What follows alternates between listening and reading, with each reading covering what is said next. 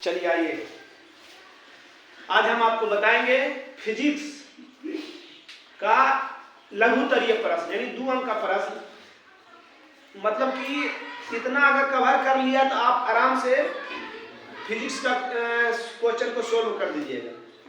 2-4 को आंकिक प्रश्न बचेगा, वो हम एक अलग पार्ट बनाएंगे, सिर्फ आंकिक प्रश्न का बनाएंगे। ठीक, आते हैं पहला क्वेश्चन पर। यहाँ लिखा हुआ भी भौतिकी के लघुतरीय प्रश्न।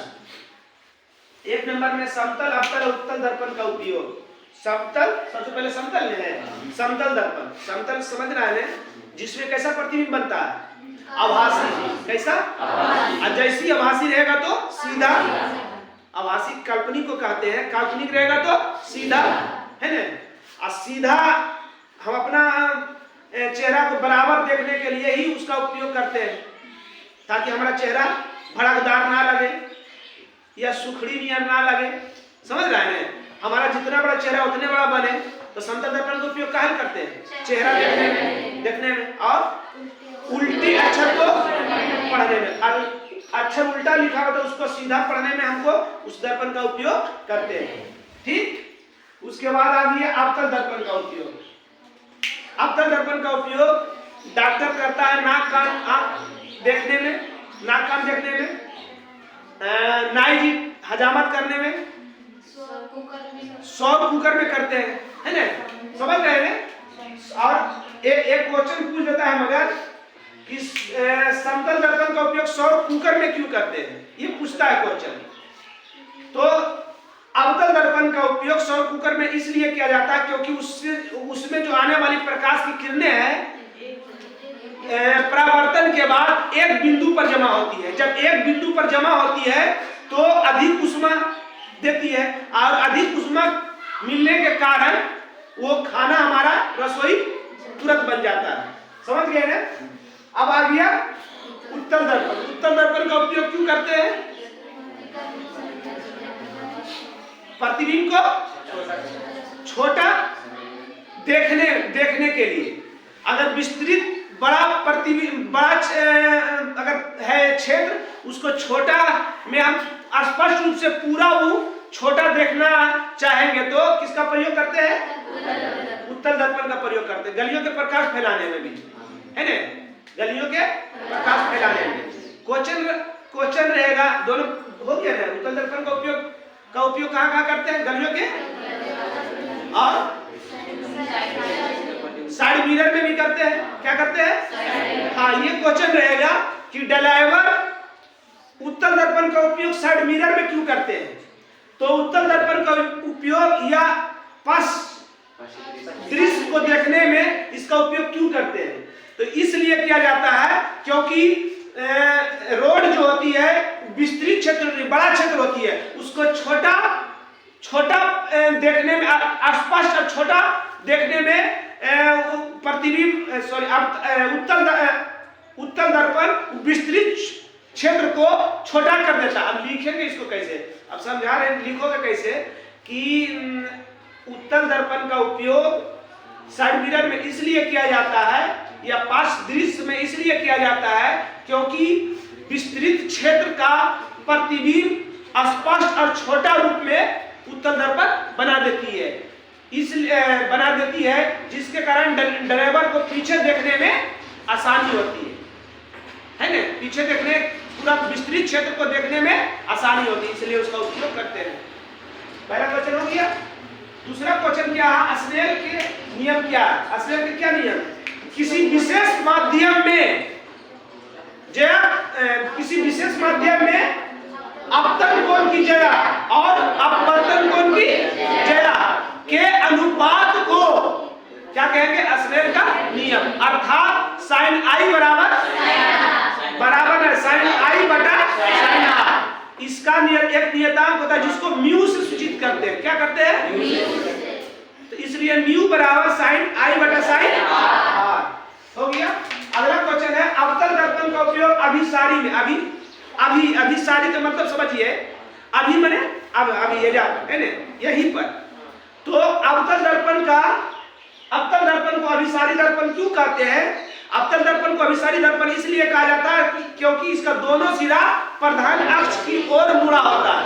कहा कि हो सके इसका उल्टा भी पूछे तो ये क्रम में प्रधान अक्ष की ओर मुड़ा होता है ना? क्या चीज? प्रधान अक्ष की ओर मुड़ा होता है। प्रधान अक्ष के समांतर सभी अपतित किरणें अपवर्तन के बाद परावर्तन के बाद कहां होती है? फोकस पर जमा होती है। मतलब एक बिंदु पर अभिसारित होती है। एक बिंदु पर बोले अभिसारित के मतलब अभी मतलब एजा पर सब तो सब एक जगह जमा हो रहा, सब यहाँ पर जमा हो रहा, अभिसारित होती है। क्या बोले?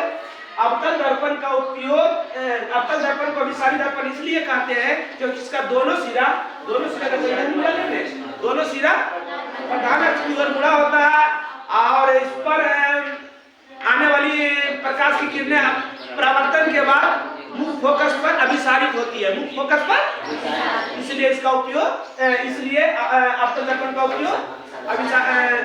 उपयोग में अवतल दर्पण को अभिसारी दर्पण कहते हैं। अब अगर उल्टा उत्तल दर्पण को अपसारी दर्पण क्यों कहते हैं? तो अभी के मतलब एक बिंदु पर जमा, अपसारी के मतलब एक बिंदु से छितराना। तो इसका दोनों सिरा प्रधान अक्ष की ओर मुड़ा रहेगा, उसका दोनों सिरा प्रधान अक्ष की विपरीत ओर मुड़ा रहेगा, विपरीत ओर मुड़ा रहेगा। और उत्तल दर्पण में काल्पनिक प्रतिबिंब बनता है ना, इसलिए प्रधान अक्ष के समांतर सभी अपतित किरणें परावर्तन के बाद मुख्य फोकस से फैलती हुई मालूम पड़ती है। फैल नहीं रहा, फैलती हुई मालूम पड़ती है। चित्र भी दोनों का बना लीजिएगा। इसका चित्र ये हो गया और इसका चित्र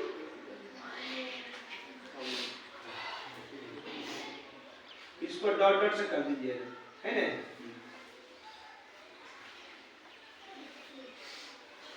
समझ रहे हैं? आप इन्हें काल्पनिक डॉट डॉट से कर देता है, काल्पनिक है तो काल्पनिक है मालूम पड़ेगा, 100% नहीं है। समझ रहे हैं? समझ में आ गया? ये 2 क्वेश्चन इसको बता दिए ना। समतल दर्पण का आवर्धन प्लस 1 का क्या अर्थ होता है? बताइए तो। समतल दर्पण का क्या क्वेश्चन है? समतल दर्पण का आवर्धन प्लस 1 का अर्थ बताइए। हाँ, प्लस 1 का मतलब क्या हुआ? प्लस 1 क्या इंडिकेट करता है? धनात्मक करता है। प्लस 1 क्या करता है? धनात्मक करता है।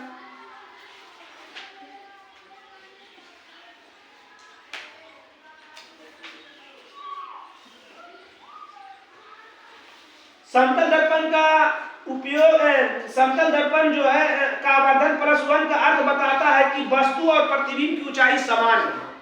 क्या बोले? समतल दर्पण का आवर्धन प्लस 1 का अर्थ क्या बताता है? कि वस्तु की ऊंचाई और प्रतिबिंब की ऊंचाई समान है ना? और वस्तु और प्रतिबिंब एक दूसरे के सीधे में बनता है। फिर से समझिए, प्लस 1 का अर्थ क्या है? कि वस्तु की ऊंचाई और प्रतिबिंब की ऊंचाई, वस्तु और प्रतिबिंब दो चीजें, वस्तु का फोटो प्रतिबिंब, वस्तु की ऊंचाई और प्रतिबिंब की ऊंचाई समान है और दोनों का प्रतिबिंब दोनों जो है एक सीध में बनता है, दोनों एक सीध में होता है। दोनों वस्तु और प्रतिबिंब दोनों एक सीध में होता है। फिर से प्लस 1 का क्या मतलब है? कि वस्तु और प्रतिबिंब की ऊंचाई समान होती है और वस्तु और प्रतिबिंब दोनों एक सीध में होता है। समतल दर्पण का उपयोग, समतल दर्पण का आवर्धन प्लस 1 का क्या अर्थ है? वस्तु की ऊंचाई और प्रतिबिंब की ऊंचाई समान होती है और वस्तु और प्रतिबिंब एक दूसरे के सीध में होता है, एक दूसरे के सीध में होता है। कोई दिक्कत? चलिए अगला क्वेश्चन क्या है? आकाश का रंग नीला क्यों होता है? आकाश का रंग नीला हम क्यों देखते हैं? आकाश का रंग नीला हम क्यों देखते हैं? तो इस वायुमंडल में श्वेत प्रकाश, मतलब श्वेत प्रकाश जैसी बोले उसमें सब रंग आ गया। क्या हो गया? सब रंग आ गया। श्वेत प्रकाश में नीला रंग का परिकीर्णन अधिक होता है। सबसे अधिक किस रंग का परिकीर्णन होता है? नीला रंग का परिकीर्णन अधिक होता है। परिकीर्णन का मतलब छितराना। तो जिसका तरंगदैर्घ्य कम होगा वो ज्यादा उसका परिकीर्णन होता है। तो क्या लिखोगे? कि आकाश का रंग नीला क्यों दिखता है ना? तो आकाश का रंग नीला इसलिए दिखता है कि इस वायुमंडल में जब श्वेत प्रकाश पड़ती है तो इस श्वेत प्रकाश में 7 रंग होते हैं। 7 रंग में सबसे अधिक तरंग, सबसे कम तरंगदैर्घ्य नीला रंग की होती है और सबसे अधिक परिकीर्णन होता है। सबसे अधिक परिकीर्णन नीला रंग की होता है। परिकीर्णन की मतलब की बोले छितराना, छितराना नहीं लिखोगे, परिकीर्णन लिखोगे। अब वो ज्यादा नीला रंग ज्यादा छितराएगा तो पूरा में नीले रंग छितरा रहा है तो हमको की जनाएगा, नीले जनाएगा। समझ गए हमारी बात? समझ में आया कि नहीं आया? कौन सी? आकाश का रंग नीला क्यों होता है? क्योंकि इस वायुमंडल में जब श्वेत प्रकाश स्थित होती है तो श्वेत प्रकाश के 7 रंग होते हैं और 7 रंग में नीला रंग का परिकीर्णन सबसे अधिक होता है। तो जब नीला रंग ज्यादा छितराएगा तो सब नीले रंग को जनाएगा कि नहीं? इसलिए आकाश में नीला दिखाई पड़ता है। कोई दिक्कत? अगला क्वेश्चन क्या है? तारे टिमटिमाते हैं लेकिन ग्रह क्यों नहीं? तारे क्यों टिमटिमाते हैं? तारा हमसे यानी पृथ्वी से काफी अधिक दूरी पर होती है और तारा के पास अपना प्रकाश है। वहां से तारा से आने वाली प्रकाश अनेक माध्यम से होकर गुजरना पड़ता है। आपको कैसे? तो वायुमंडल तो एकरा में की है धूल कण जल कण सब कुछ है इसी में है, तो ढेर माध्यम से गुजरना पड़ता है, तो अनेक माध्यम से गुजरना पड़ता है। तो वे कभी हमें दिखाई पड़ते हैं, कभी दिखाई नहीं पड़ते हैं। इसी को टिमटिमाना कहते हैं। इसको क्या कहते हैं? टिमटिमाना कहते हैं। इसलिए तारे टिमटिमाती हुई दिखाई पड़ती है, जबकि ग्रह के पास अपना प्रकाश नहीं होता। आइए पृथ्वी के ये पृथ्वी अपना प्रकाश मत लिखना कि ग्रह पृथ्वी से काफी नजदीक होता है, इसलिए हमें दिखाई पड़ती है। जब नजदीक रहेगा तब दिखाई पड़ेगा, मेरे दूर रहेगा तो कब दिखाई पड़ेगा? नजदीक रहेगा ज्यादा दिखाई नहीं पड़ेगा। तारे टिमटिमाते हैं क्योंकि तारा से निकलने वाली प्रकाश अनेक माध्यम से होकर गुजरना पड़ती है ना? अनेक माध्यम से होकर गुजरना पड़ती है, तो इसलिए अनेक माध्यम से होकर गुजरना पड़ती है, तो कभी वो हमें दिखाई पड़ते हैं, कभी दिखाई नहीं पड़ते, जिसे टिमटिमाना कहते हैं। इसलिए तारे टिमटिमाते हैं। जबकि इसमें एक चीज नहीं जोड़े हैं कि पृथ्वी से काफी दूर होता है, और जबकि ग्रह पृथ्वी के काफी निकट होता है, इसलिए हमें मालूम पड़ते हैं, दिखाई पड़ते हैं। समझ गए? अगला क्वेश्चन है, विद्युत बल्ब में निष्क्रिय गैस क्यों भरी जाती है? निष्क्रिय गैस के मतलब किसी से अभिक्रिया नहीं करता है।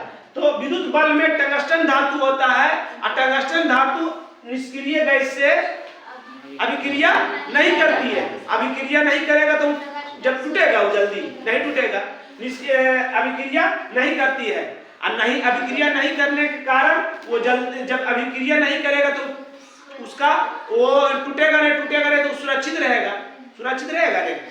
समझ गए मेरी बात? अब इस पर और एक क्वेश्चन आता है, ध्यान दीजिएगा। क्या बोले? विद्युत बल्ब में निष्क्रिय गैस क्यों भरी जाती है? तो विद्युत बल्ब में निष्क्रिय गैस इसलिए भरी जाती है क्योंकि विद्युत बल्ब में टंगस्टन धातु होता है। टंगस्टन धातु जो निष्क्रिय गैस से अभिक्रिया नहीं करती है, और जब अभिक्रिया नहीं करेगा तो क्या रहेगा? सुरक्षित रहेगा, ज्यादा दिन तक चलेगा। समझ गए? अब कहेगा कि विद्युत बल्ब में टंगस्टन धातु का प्रयोग क्यों करते हैं? विद्युत बल्ब में टंगस्टन धातु का प्रयोग इसलिए करते हैं क्योंकि टंगस्टन धातु का गलनांक उच्च होता है, लगभग 3300 कितना? 3380 होता है, अधिक होता है, गलनांक इसका कम होता है। समझ रहे हैं? अब जब जो जल्दी नहीं गलेगा तो उसी का ना प्रयोग हम करेंगे। 2 क्वेश्चन इस पर दे दिया, दोनों क्वेश्चन पूछेगा, आराम से बना दीजिएगा। क्या विद्युत बल्ब में निष्क्रिय गैस क्यों भरी जाती है? तो विद्युत बल्ब में निष्क्रिय गैस इसलिए भरी जाती है क्योंकि विद्युत बल्ब में टंगस्टन धातु होता है, टंगस्टन धातु को सुरक्षित रखने के लिए उसमें निष्क्रिय गैस भरते हैं, क्योंकि निष्क्रिय गैस किसी से अभिक्रिया नहीं करती है। समझ रहे हैं? और विद्युत बल्ब में टंगस्टन धातु का प्रयोग क्यों करते हैं? तो विद्युत बल्ब में टंगस्टन धातु का प्रयोग इसलिए करते हैं क्योंकि इसका गलनांक उच्च होता है, अर्थात 3380 डिग्री सेल्सियस होता है, जो जल्दी गलता, जल्दी नष्ट नहीं होता, इसलिए टंगस्टन धातु का प्रयोग करते हैं। समझ गए? चलिए आगे आइए, शांत रहिए। देखिए अगला आगे क्या है? प्रतिरोध क्या है? इसका मात्रक। प्रतिरोध रोध मैंने रोकना। तो किसी चालक तार में रुकावट, कौन सी? चालक में चलना, अब उस चालक तार में विद्युत धारा जा रहा है, उसको रुकावट डाल रहा है, उसमें रुकावट डाल रहा है, वही रुकावट को क्या कहेंगे? तो किसी चालक तार में विद्युत धारा की रुकावट को तार में की जाएगा, चालक तार में की जाएगा, विद्युत धारा की जाएगा, तो विद्युत धारा की रुकावट को की कहेंगे? प्रतिरोध का ऐसा ही मात्रक ओम। ऑब्जेक्टिव में पूछेगा प्रतिरोध का ऐसा ही मात्रक, अब प्रतिरोधकता का ऐसा मात्रक ओम मीटर। क्या दोनों याद रखिएगा, प्रतिरोध के ओम और प्रतिरोधकता बड़ा है तो ओम मीटर। सही समझ गए? अगला क्वेश्चन है विद्युत विभव से आप क्या समझते हैं? विद्युत विभव एकांक धन आवेश को अनंत से, कौन चीज? अनंत से एक बिंदु तक, अब अनंत से हम किसी चीज को ला रहे हैं एक यहाँ तक, तो लाने में काम होगा कि नहीं? तो इसी काम को की कहेंगे हम लोग कि एकांक धन आवेश अनंत से किसी बिंदु तक लाने में किए गए कार्य को विभव कहते हैं। इसका ऐसा ही मात्रक वोल्ट होता है। क्या इसका ऐसा मतलब क्या होता है? ऐसा ही मात्रक ना बोलो, नाम मात्रक वोल्ट होता है। नाम मात्रक पूछेगा, ऐसा ही मात्रक भी बोलेगा तो यही उत्तर रहेगा, है ना? अगला क्वेश्चन है किसी चालक का प्रतिरोध किन किन बातों पर निर्भर करता है? चालक का प्रतिरोध, अब जा रहा है चालक तार है, क्या क्या किस किस बात पर निर्भर करेगा? तो तार की लंबाई जितना बढ़ाओगे उसका प्रतिरोध उतना बढ़ जाएगा। कैसे? क्योंकि हम बताए थे कि अपना गांव में लैंड, जब गांव पर से खेत ले जाते थे चलाने के लिए मोटर, तो 1 किलोमीटर तार खींचते थे, तो लाइन गांव पर से खेत तक जाने में कम जाता था। क्या होता था? कम जाता था, क्योंकि तार में प्रतिरोधकता अधिक होती है, रुकावट अधिक होती है, तो लाइन पूरा नहीं जा पाता था। तो क्या कहता था कि 2 तार में 4 तार ले जाए, मतलब 2 तार, 2 गर्म 2 ठंडा ले जाए।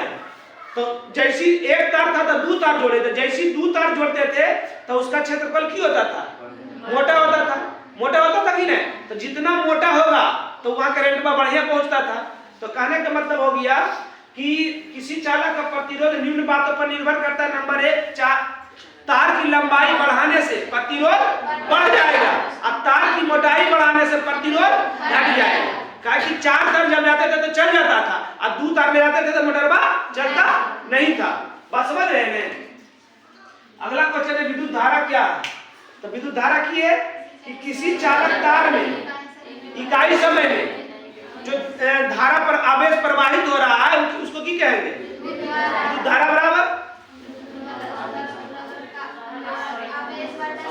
आवेश बटा, हाँ, क्योंकि जब उस जाएगा आवेश जाएगा तो जाने में समय लगेगा नहीं, तो आवेश बटा समय, आवेश बटा अर्थात I बराबर Q बटा T, है ना? विद्युत धारा का ऐसा ही मात्रा एम्पियर, विद्युत धारा का ऐसा ही मात्रा एम्पियर। समझ गए? उसके बाद आदर्श ईंधन क्या है? आदर्श मैंने क्या होता है? आदर्श नहीं कहता, आदर्श छात्र पर एक लेख लिखे कहता है नहीं? तो आदर्श के मतलब तो वैसा ही ईंधन का मतलब हमें जो ऊर्जा हमें बनाने में, खाना बनाने में मदद करती है, हमें ऊर्जा देती है, तो वैसा ईंधन जो यानी कम लागत पर अधिक ऊष्मा दे, उसमें धुआं की मात्रा कम हो, वो वायुमंडल को कम प्रदूषित करे, उसको की कहेंगे? इसकी विशेषता में क्या लिखोगे? क्या चीज लिखोगे? इसका उष्णता उच्च होता है, नहीं तो परिभाषा फिर चेक करो। आदर्श ईंधन क्या है? आदर्श ईंधन क्या? तो वैसा ईंधन जो सस्ता और सभी जगह उपलब्ध हो, जो पर्यावरण को दूषित कम करे, उसको की कहेंगे? आदर्श ईंधन। इसकी विशेषता कि कम मतलब कि कम खर्च में भी नहीं, जलने के बाद कम धुआं हो, अब कम धुआं हो ताकि पर्यावरण हमारा प्रदूषित ना हो, है ना? मतलब धुआं ना निकले, जलने के बाद धुआं ना निकले। आदर्श का मतलब बोले ना, अच्छा था, धुआं जब निकल जाएगा तो जो खाना बना रही है उसको भी दिक्कत, उसको भी बीमारी होगा, और हमारा पर्यावरण भी क्या होगा? प्रदूषित होगा। समझ रहे हैं? इसका जलने के बाद उच्च ऊष्मा दे, जलने के बाद जले तो ज्यादा ऊष्मा दे। अब धुआं कम देगा तो ऊष्मा तो ज्यादा देवे नहीं करेगा, और धुएं ज्यादा दे देगा, धुआं क्यों जलेगा तो क्या होगा, ऊष्मा की होगा, कम देगा, देगा कि नहीं? समझ रहे हैं? तो को हुआ क्या बोले, यानी उच्च ऊष्मा दे है, जलने के बाद धुआं कम दे, जलने के बाद धुआं ना दे, या जो है वायुमंडल को प्रदूषित नहीं करता है। 3 को दे देगा। समझ गया ने? अब क्या कह रहा, इंद्रधनुष क्या है? इंद्रधनुष देखा है ने? कहाँ देखा है? हाँ, जब बरसात के मौसम में किधर लगता है? हाँ, ये बोलिए कि पूरब में लगो, पश्चिम में लगो, उत्तर में लगो, दक्षिण में, जने सूरज रहेगा उसका विपरीत लगता है ना। जब सूर्य का प्रकाश वर्षा की बूंद पर आपतित होती है, उसके बाद आपतित नहीं, अपवर्तित होती है, अपवर्तन के बाद पूर्ण परावर्तन होता है। अपवर्तन के बाद क्या होता है? पूर्ण परावर्तन। अब पूर्ण परावर्तन होता है तो वो पनिया जो है वर्ण विक्षेपण की काम करती है। अब वर्ण विक्षेपण की काम करती है तो वो वर्ण पट पर 7 रंग दिखाई पड़ता है, जो इंद्रधनुष के जैसा दिखाई देता है, जो इंद्रधनुष के जैसा दिखाई देता है, इसलिए हम लोग उसको इंद्रधनुष कहते हैं। फिर से पहले समझाते हैं, सूर्य के प्रकाश में कौन रंग होता है? 7 रंग होता है। 7 रंग होता है, हमको जनाता है नहीं जनाता है? तो जब सूर्य का प्रकाश वर्षा की बूंद पर पड़ती है तो पहले वर्षा की बूंद पर अपवर्तित होती है, अपवर्तित होने के बाद वो पूर्ण आंतरिक परावर्तित होती है ना, पूर्ण परावर्तित होती है। तो पूर्ण परावर्तित होने के बाद पानी जो है वर्ण विक्षेपण की तरह वर्णपट का काम करता है, और वर्णपट पर सूर्य के 7 रंग विभक्त हो जाता है, वो आकृति इंद्रधनुष के जैसा बन जाता है। तो हम लोग क्या कहते हैं? इंद्रधनुष कहते हैं। यह सूर्य के हमेशा विपरीत लगता है, यह सूर्य के हमेशा विपरीत लगता है। समझ गए? इससे लगभग क्वेश्चन का आप उत्तर दे दीजिएगा, लगभग क्वेश्चन का उत्तर अभी और बता रहे हैं, मगर इतना अगर कवर है आपको तो लगभग का उत्तर दे दीजिएगा। पहला क्वेश्चन क्या लिखा है? समतल दर्पण है। समतल दर्पण का उपयोग, समतल दर्पण का उपयोग क्या कहाँ करते हैं? चेहरा देखने में,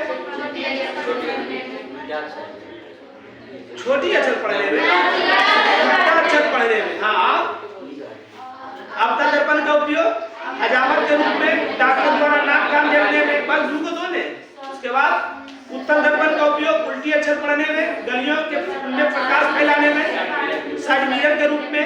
और दूसरा क्वेश्चन क्या था? दूसरा क्वेश्चन क्या था? आधे किसी को स्नेल के लिए। दूसरा क्वेश्चन स्नेल के लिए था। स्नेल के लिए किसको कहेंगे? किसी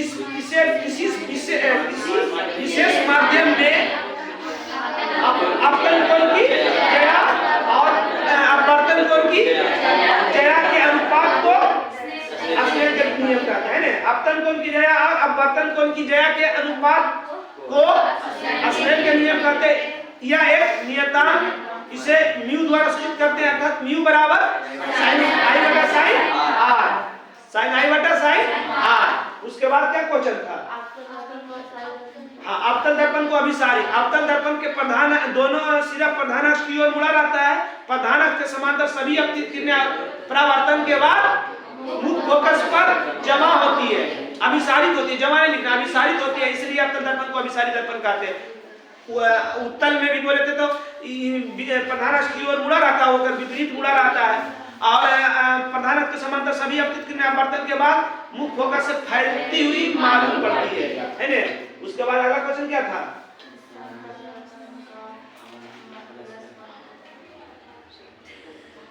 हाँ, समतल दर्पण में आवर्धन प्लस का क्या मतलब है? तो समतल दर्पण में आवर्धन प्लस का मतलब अर्थ ये है कि वस्तु और प्रतिबिंब की ऊंचाई दोनों समान होती है और वस्तु और प्रतिबिंब एक दूसरे के सीध में होती है। कोई दिक्कत? अगला क्वेश्चन क्या था? आकाश का रंग नीला क्यों दिखता है? आकाश का रंग नीला क्यों दिखता है? तो आकाश का रंग नीला क्यों दिखता है? क्योंकि जब सूर्य का प्रकाश इस वायुमंडल में पड़ती है तो सूर्य के प्रकाश में सातों रंग में सबसे अधिक परिकिरणन नीला रंग का होती है और अर्थात नीला रंग अधिक क्षेत्र में फैलती है, इसलिए हमको आकाश नीला दिखाई पड़ता है। अगला क्वेश्चन क्या था? तारे टिमटिमाते हैं। अगला क्वेश्चन होगा विद्युत बल्ब में निष्क्रिय गैस क्यों भरी जाती है?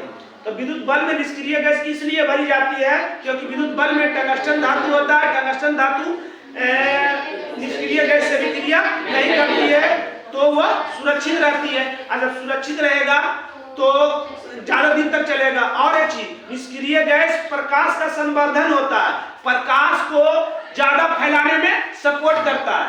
क्या करता है?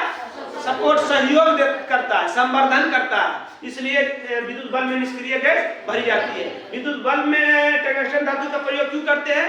विद्युत बल्ब में टंगस्टन धातु का प्रयोग इसलिए करते हैं कि विद्युत बल्ब टंगस्टन धातु का गलनांक उच्च होता है, अर्थात 3380 डिग्री सेल्सियस होता है, जो समान ताप पर नहीं गलता और अधिक दिन तक रहता है। समझ रहे हैं? उसके बाद क्या था? तारे टिमटिमाते क्यों है ना? उसके बाद प्रतिरोध क्या है? अभी ये प्रतिरोध। अच्छा, तारे क्यों टिमटिमाते हैं ना? अगर आप क्यों नहीं टिमटिमाते हैं? तो तारा पृथ्वी से काफी अधिक दूरी पर होता है। तारा से आने वाली प्रकाश की किरणें अनेक माध्यम से होकर गुजरना पड़ती है, जो कभी दिखाई पड़ती है तो कभी दिखाई नहीं पड़ती है। इसे टिमटिमाना कहते हैं, इसे टिमटिमाना कहते हैं। जबकि ग्रह पृथ्वी से काफी नजदीक होता है तो हमें दिखाई पड़ता है। उसके बाद ही मिला है। प्रतिरोध क्या है? प्रतिरोध माने रुकावट। किसी चालक तार विद्युत धारा की रुकावट को क्या कहेंगे? प्रतिरोध। इसका ऐसा ही मात्रक ओम होता है। प्रतिरोधकता का ऐसा मात्रक ओम मीटर। विद्युत विभव से क्या समझते हैं? तो इकाई के धन आवेश अनंत से किसी एक बिंदु तक, किसी बिंदु तक लाने में किए गए कार्य को विभव कहते हैं। इसका परिभाषा क्या दिया जाता है? विभव नाम कहते हैं volt, Andre volt, Andre volt. इसका इसलिए नामधारी मात्रक भी क्या है? वोल्ट। क्या है? पूरा नाम हुआ आंद्रे। किसी चालक तार का प्रतिरोध किन बातों पर निर्भर करता है? तो निम्न बातों पर निर्भर करता है। तार की लंबाई जितना बढ़ाएंगे रुकावट ज्यादा होगा, यानी प्रतिरोध अधिक होगा।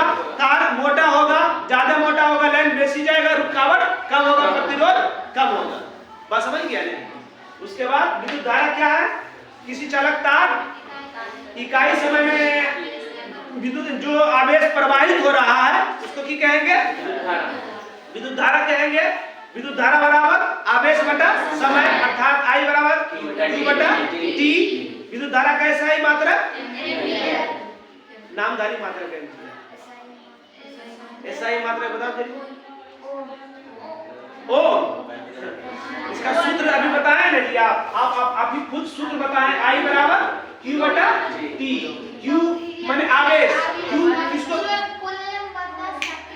अच्छा, Q किसको इंडिकेट करते हैं? आवेश। आवेश को। आवेश का क्या सूत्र होता है? आवेश का ऐसा मात्रक क्या है? कूलम। कूलम ने कूलम को C से इंडिकेट करते हैं। C बटा C बटा S। कूलम प्रति सेकंड। ये सही मात्रा होगा। नामधारी मात्रा एम्पियर, क्योंकि उसका परिभाषा क्या दिया था? एम्पियर साइड में दिया है ना? Ampere side. किसी चालक तार में इकाई समय में आवेश के प्रवाह को विद्युत धारा कहते हैं ना? क्या कहा? उसके बाद आदर्श ईंधन। क्या था? आदर्श। आदर्श मैंने की बोले थे हम? अच्छा। आदर्श ईंधन क्या होता है? अच्छा ईंधन हमें क्या करता है, क्या देता है? आदर्श वैसा ईंधन जो सस्ता और सुगमता पूर्वक उपलब्ध हो। कौन सी? वैसा ईंधन जो सस्ता और सुगमता का मतलब सुगमता पूर्वक उपलब्ध हो। मतलब हर एक जगह उपलब्ध हो। क्या बोले? वैसा ईंधन जो सस्ता और हर एक जगह उपलब्ध हो, जो कम जलने के बाद अधिक ऊष्मा दे, उसको की कहेंगे? आदर्श ईंधन। क्या कहेंगे? आदर्श ईंधन। इसकी विशेषता तो क्या बोले? इसकी विशेषता पर्यावरण को प्रदूषित कम करता है, धुआं कम देता है। बस ये दे दो। उसके बाद क्या था? इंद्रधनुष। क्या? इंद्रधनुष जब सूर्य की प्रकाश वर्षा की बूंद पर आपतित होती है, अपवर्तन के बाद पूर्ण आंतरिक परावर्तन होता है, तो वर्षा की बूंद वर्णपट की तरह काम करता है और वर्णपट पर सूर्य की सातों रंग विभाजित हो जाती है, जो हमें इंद्रधनुष के जैसा दिखाई पड़ता है, इसलिए इसको इंद्रधनुष कहते हैं। यह हमेशा सूर्य के विपरीत करता है। इतने में था। चलिए और आगे आइए।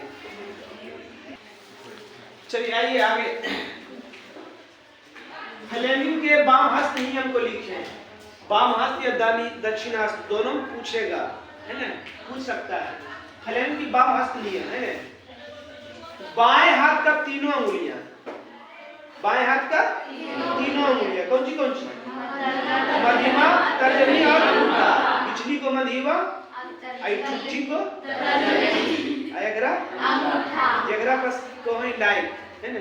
नहीं लाइक है करो लाइक ओकरा की कोई अंगूठा को इस प्रकार फैलाया जाता है कि लंबवत, मतलब कि 90 डिग्री के समान लंबवत इस प्रकार फैलाया जाता है कि मध्यमा की बताता है, मध्यमा की बताता है धारा की दिशा, और तर्जनी चुंबकीय क्षेत्र की दिशा, अंगूठा धारावाही चालक तार पर लगने वाले बल। फिर से इजरी सब बड़ा ई मोटा है नहीं मोटा है। धारावाही चालक तार पर लगने वाले बल की दिशा, ठीक? आई चुंबकीय क्षेत्र की दिशा, आई धारा की दिशा, ई धारा की दिशा, आई चुंबकीय क्षेत्र की दिशा, आई धारावाही चालक तार पर लगने वाले बल जब ठिप्पा देंगे तो बल एक लगा हुई है, बल नहीं लगा हुई है, तो ये बल की दिशा, धारावाही चालक तार पर लगने वाले बल की दिशा, धारा की दिशा, चुंबकीय क्षेत्र की दिशा। कोई दिक्कत? अब की है मैक्सवेल के दक्षिण हस्त नियम। मैक्सवेल के दक्षिण हस्त नियम में दाएं हाथ को मुट्ठी बनाकर, है ना, मुट्ठी से दाएं हाथ की एक मुट्ठी के द्वारा सूचित करते हैं, जो ये की बताता है धारा की दिशा, आई चुंबकीय क्षेत्र चारों अंगुलियां चुंबकीय क्षेत्र के दिशा ही धारा की दिशा को बताता है। कोई दिक्कत? अगला दृष्टि दोष क्या है या कितने प्रकार के होती है, इस पर 2 क्वेश्चन पूछ सकता है। दृष्टि दोष पहले क्या है? तो जब 25 सेंटीमीटर पर रखी वस्तु हमें स्पष्ट दिखाई नहीं पड़ती है तो हमें समझ जाते हैं आंख में दोष है। दृष्टि मैंने देखना, दोष मैंने दोष कारण बीमारी। तो 25 सेंटीमीटर पर रखी वस्तु हमें स्पष्ट रूप से दिखाई नहीं पड़ती है तो हम समझते हैं कि हमारा नेत्र में दृष्टि दोष है। दृष्टि दोष कितना प्रकार के होता है? 4 प्रकार के। कौन सी? निकट दृष्टि दोष, दूर दृष्टि दोष, जरा दृष्टि दोष और अभिमुखता, है ना? हो गया। आप इसका भी चारों बता ही देते हैं ना, चारों बता ही देते हैं। निकट दृष्टि दोष, निकट की वस्तु साफ साफ दिखाई देता है, दूर की वस्तु साफ साफ दिखाई नहीं पड़ता है, उसको क्या कहेंगे? निकट दृष्टि दोष। उसको क्या कहेंगे? निकट दृष्टि दोष किसको कहेंगे? निकट की वस्तु साफ साफ दिखाई नहीं पड़ता, दूर की वस्तु दिखाई, निकट दृष्टि दोष। हाँ, उल्टा बोलने का मतलब मेरा हो गया कि उल्टा। कौन सी? निकट दृष्टि दोष में निकट की वस्तु जनाएगा, दूर की वस्तु नहीं जनाएगा, और दूर दृष्टि दोष में दूर की वस्तु जनाएगा और निकट की वस्तु नहीं जनाएगा। निकट दृष्टि दोष में अवतल और दूर दृष्टि दोष में जरा दृष्टि दोष किसको कहेंगे? जरा दृष्टि दोष किसको कहेंगे? जेकरा में दोनों जरल है। हमारी किस्मत में जरले को है, मतलब कि सारा चीज चौपट, दोनों निकट भी नहीं जना है, दूर भी नहीं जना है, उसको जरा दृष्टि दोष कहते हैं। उसमें द्विफोक्सी यानी द्विफोक्सी यानी दोनों लेंस, द्विफोक्सी का मतलब कि अवतल भी लगाते हैं उत्तल भी लगाते हैं। उसका लेंस में अवतल भी लगता अभिमुखता कौन सी? हाँ, उदाग्र मैंने खड़ा और पड़ा में सिर्फ खड़ा वाला दिखाई देता है और पड़ा वाला दिखाई नहीं देता है। इसमें कौन सा ठीक करते हैं, किसका प्रयोग करते हैं? बेलनाकार। बाइफोकल का मतलब द्विफोक्सी हुआ जरा दृष्टि में, बेलनाकार का प्रयोग करते हैं ना।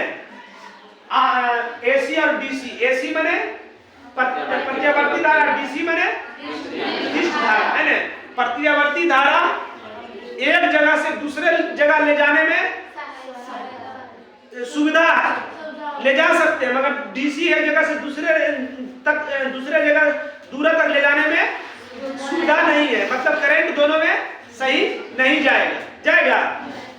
एसी कम खतरनाक, डीसी ज्यादा खतरनाक होता है। इससे बड़ा मशीन चलता है, इससे छोटे मशीन चलता है। इससे इसको बदलना आसान है, इसको बदलना कठिन है। समझ रहे हैं? किसी यात्री को आकाश काला क्यों दिखता है? क्योंकि वहां काला जो है वहां वायुमंडल नहीं है। तो वायुमंडल नहीं रहने के कारण सूर्य का प्रकाश छितराएगा कैसे? क्योंकि सूर्य का प्रकाश छितराता है, परिकिरणित होता है। तब सूर्य का प्रकाश छितराने का कोई माध्यम होना चाहिए। तो वहां जल कण, वायु कण, धूल कण नहीं है, तो सूर्य का प्रकाश छितराता नहीं है। और जब सूर्य का प्रकाश छितराएगा नहीं तो कैसे जलाएगा? काला। जैसे ई रूम में प्रकाश आएगा नहीं करेगा, इसमें सूर्य का प्रकाश आएगा नहीं आएगा, तो चारों पर घिरा हुआ है, मगर इसमें वायुमंडल है, इसमें धूल कण, जल कण है। तो जब सूर्य का प्रकाश पड़ता है धूल कण पर, वायु कण पर, तो परिकिरणित होता है, छितराता है एक दूसरे से। इससे छितरा, इसमें टकरा के उसमें गया, टकरा के उसमें गया, चारों ओर फैल जाता है। और वहां ये चीज है ये नहीं। अंतरिक्ष में धूल कण, जल कण, वायु कण नहीं है, तो प्रकाश छितराने का कोई, हम बाजार जाने का कोई माध्यम है ना कि मोटरसाइकिल से जाते हैं, टोटो से जाते हैं, जरिया से जाते हैं, टेकर से जाते हैं, जाने का माध्यम है ना। तो प्रकाश छितराने का भी माध्यम नहीं होना चाहिए। तो प्रकाश किससे छितराता है? धूल कण, जल कण, वायु कण किससे छितराता है? तो अंतरिक्ष में ही है ये नहीं, तो छितराएगा प्रकाश। और जब प्रकाश नहीं फैलेगा तो कैसे लगेगा? काला लगेगा, है ना। अगला क्वेश्चन क्या है? ऊर्जा के बढ़ती मांग के पर्यावरण पर क्या प्रभाव पड़ता है? ऊर्जा के बढ़ती मांग, जैसी ऊर्जा का मांग बढ़ेगा तो पर्यावरण प्रदूषित होगा, हानियां होगी। पर्यावरण हमारा क्या होगा? हानि होगी, प्रदूषित होगा। और जैसी वायुमंडल मेरा प्रदूषित हुआ तो पृथ्वी का तापमान बढ़ेगा, और जैसी पृथ्वी का तापमान बढ़ेगा तो अनेक प्रकार की बीमारी भी आएगा, हमारा छोटे सब जीव जंतु पर उसका बुरा असर पड़ेगा। समझ रहे हैं? हो गया इसका ये मतलब। अब कह रहा कि तथा ऊर्जा के खपत को कम करने पर करने का उपाय को लिखे। तो इसका ऊर्जा का कम खपत करने का उपाय है कि अधिक से अधिक सौर ऊर्जा का उपयोग किया जाए। पहले ऊर्जा समझता है, ऊर्जा के बढ़ती मांग। ऊर्जा मैंने समझ रहा, पेट्रोल, डीजल, प्राकृतिक गैस, ये ऊर्जा का मुख्य स्रोत है। कोयला, समझ रहे हैं? ये सब ऊर्जा का मुख्य स्रोत। जैसी ज्यादा इसका उपयोग ज्यादा करेंगे हम तो क्या होगा? वायुमंडल प्रदूषित होगा करेगा। और जैसी वायुमंडल प्रदूषित होगा क्या होगा? हमारा वायुमंडलीय तापमान बढ़ेगा, हमारा वायुमंडल बढ़ेगा, पृथ्वी भी हमारा गर्म होगा, वर्षा जल्दी नहीं होगा। अब वर्षा जल्दी नहीं होगा तो जीव जंतु की होगा? मरबे नहीं करेगा। जीव जंतु मरेगा तो बुरा असर पड़ेगा कि नहीं? तो उसको कम करने के लिए हम अधिक से अधिक क्या करेंगे? सौर ऊर्जा का प्रयोग करेंगे। सौर ऊर्जा में ना तो वायुमंडल प्रदूषित नहीं होगा। सूर्य के प्रकाश से वायुमंडल प्रदूषित होगा, क्योंकि सौर ऊर्जा सूर्य के प्रकाश से नहीं होता है। ये बहुत हाईलाइटेड क्वेश्चन है। सेकेंड टाइम में सेकेंड सीटिंग में तो ये पूछबे कर दो, सेकेंड सीटिंग में ही पूछता हो, याद रखिए। ये मॉडर्न क्वेश्चन इसको कहते हैं। इसको क्या कहते हैं? Modern question. की ऊर्जा की बढ़ती मांग के कारण पर्यावरण पर क्या होता है? हानिकारक प्रभाव पड़ता है। क्या बोले? ऊर्जा के बढ़ती मांग के कारण पर्यावरण पर क्या होता है? हानिकारक प्रभाव पड़ता है, जिससे क्या होता है? वायुमंडल प्रदूषित होता है, अधिक प्रदूषित होता है, वायुमंडल गर्म होता है, उसके साथ साथ पृथ्वी भी गर्म होता है, जिसके कारण वर्षा कम पड़ती है, कम पड़ेगी। जब बरसात कम होगी तो सभी जीव जंतु पर बहुत बुरा असर पड़ेगा कि नहीं? अब अथी होगा तो पड़बे करेगा, और जब बुरा असर पड़ेगा तो धीरे धीरे विलुप्त होगा, धरती पर जीव जंतु की होगा, विलुप्त होगा। तो उसको कम करने के लिए सरकार द्वारा सौर ऊर्जा को अधिक से अधिक लगाया जाने को कहा जाए, या मतलब कि सौर ऊर्जा को अधिक से अधिक उपयोग किया जाए। सौर ऊर्जा का अधिक से अधिक उपयोग करने से पर्यावरण पर प्रदूषित प्रभाव नहीं पड़ेगा, हानिकारक प्रभाव नहीं पड़ेगा। समझ गए? उसके बाद और बताइए तो। अब ये क्वेश्चन एक चीज और कुछ बोल रहा था। हाँ, लघु पतन। क्या थी? लघु पतन। लघु पतन और अति भारण, ये दोनों पूछता है। लघु पतन पहले समझ लीजिए। हमारे पास को तार होता है, ऐसे तो 3 तार होता है, मगर गांव देहात में से मैं 2 तार लगाता है, ठंडा गर्म, है ना? जीवित तार और उदासीन तार। जीवित तार को लाल रंग से पूछेगा और उदासीन तार को काला, है ना? तो जीवित तार और उदासीन तार दोनों सट जाती है तो क्या होता है? विद्युत ऊर्जा का मान काफी बढ़ जाता है, जिससे हमारे घर में सब उपकरण, पंखा, टीवी जलता है। इसको रोकने के लिए हम लोग क्या करते हैं? फ्यूज लगा देते हैं। मगर क्वेश्चन जो था, क्वेश्चन ही पढ़ाइए। लघु पतन क्या है? तो क्या बोले? जीवित तार और उदासीन तार दोनों आपस में सट जाते हैं। दोनों की होता है? आपस में सट जाता है, जो जिसमें विद्युत धारा का मान बढ़ जाता है ना? ठीक। अब शून्य मतलब बेसी हो गया, दोनों अब ठंडा और गर्म का तरिया दोनों सट जाएगा, तो दोनों अलग अलग जाएगा, दोनों की हो गया? सट गया, तो शून्य हो जाता है। अब देखिए तो फिर से इसको देखिए ना, इसको